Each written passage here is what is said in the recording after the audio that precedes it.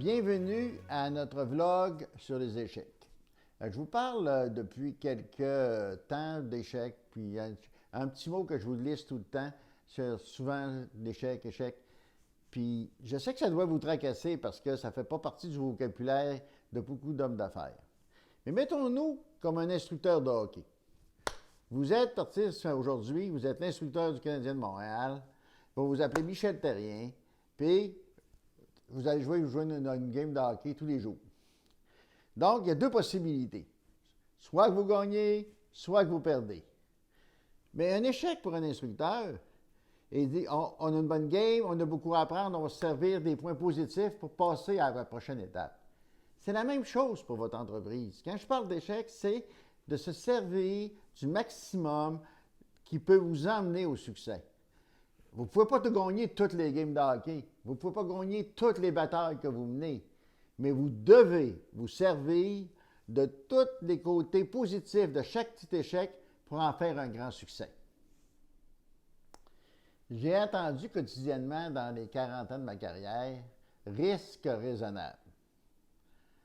Mais bon, il faut que tu prennes un risque raisonnable, c'est bien important. Risque raisonnable. J'ai pris le dictionnaire des entrepreneurs, puis j'ai cherché risque raisonnable. Savez-vous quelque chose?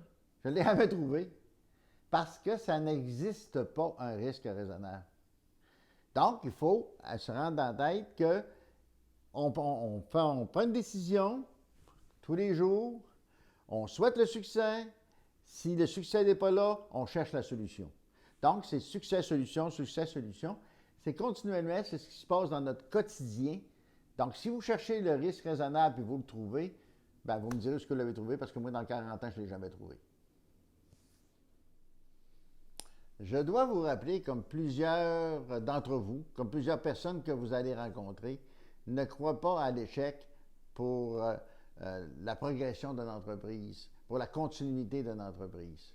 Mais j'aimerais dire à ces gens-là de lire les discours de certaines personnes comme Walt Disney, Steve Jobs, M. Honda, tous ces grandes personnes qui ont réussi des succès qu'on peut appeler gigantesques, mondiaux, qui ont marqué l'entrepreneur au niveau de l'univers. Toutes ces personnes-là ont vécu d'importants échecs, d'importants refus et qui ont bâti leur entreprise, comme on en a parlé plus tôt, avec les échecs, ils ont fait des succès. Échec et banque. Deux mots opposés comme noir et blanc, jour et nuit.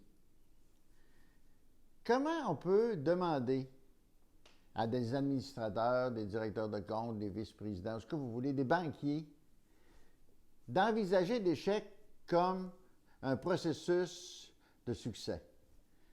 C'est pas possible parce que leur métier, leur base même est du quotidien, du succès quotidien. Vous connaissez les résultats monétaires des banquiers, on parle de milliards de profits. Ils ne peuvent pas s'imaginer le quotidien, la bataille pour un entrepreneur journalier. Et pour eux autres, l'échec, c'est des gens qui n'ont pas le temps, ils n'ont pas de temps à perdre, à mettre leur énergie pour des gens qui ne réussissent pas. Car ces gens-là ne connaissent qu'une seule chose, le succès.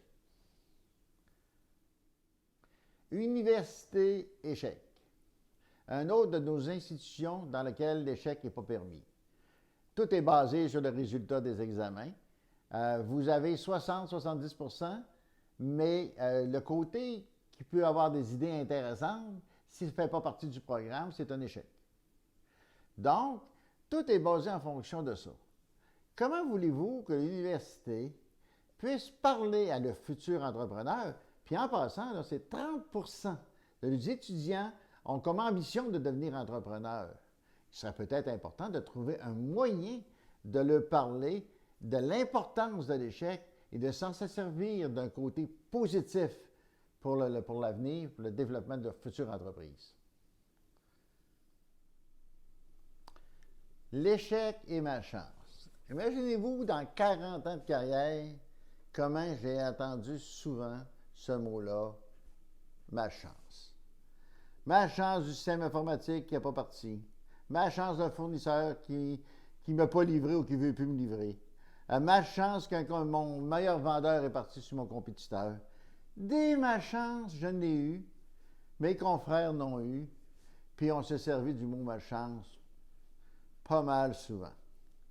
Mais quand je fais un recul, puis je regarde ça, puis j'analyse ma carrière, des succès puis des échecs, je me rends compte que les malchances, là, c'est pas ça qui a fait l'échec.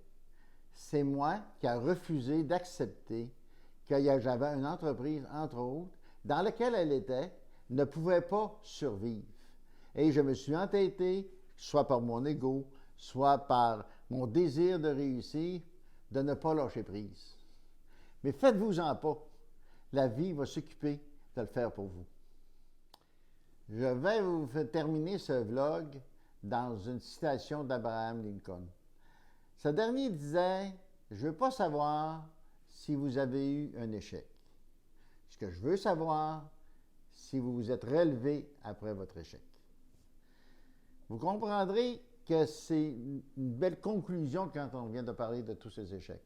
Moi, personnellement, je vous souhaite que toute notre société, tout notre système d'affaires, que nos PME au Québec soient capables d'évaluer les entrepreneurs sur leur succès et sur leur échec. Et on va partir de ce point pour faire de bien meilleurs entrepreneurs et de protéger la valeur que tous ces gens-là ont appris et leur expérience. Je vous souhaite du bon temps jusqu'à notre prochain vlog.